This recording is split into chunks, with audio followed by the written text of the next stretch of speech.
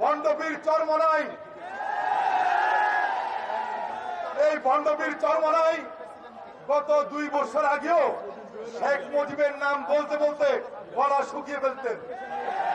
সেই ভণ্ডবীর আজকে বাংলাদেশে এসে মুক্তিযোদ্ধা হয়েছে।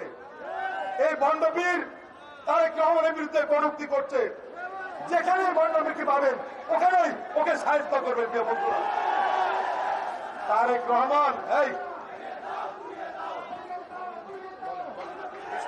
রহমান উড়ে এসে ঝুলে বসে নাই।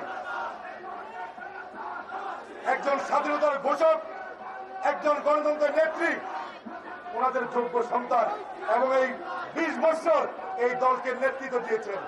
আজকে তারেক রহমানের বিরুদ্ধে মিথ্যা বক্তব্য দিচ্ছেন। আরেকটি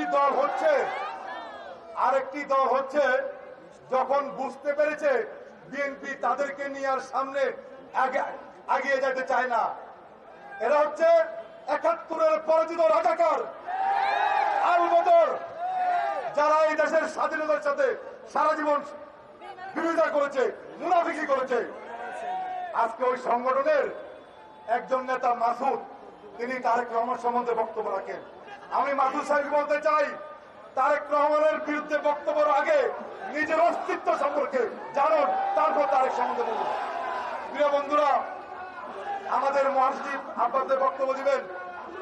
আগামী দিনে দেশের গণতন্ত্র সার্বভৌমত্ব রক্ষায় তারেক রহমানের নেতৃত্বে বিএনপি ঐক্যবদ্ধভাবে আন্দোলন সংগ্রাম করবে, সে প্রত্যাশায় আজকের মতো বিদায় নিচ্ছি।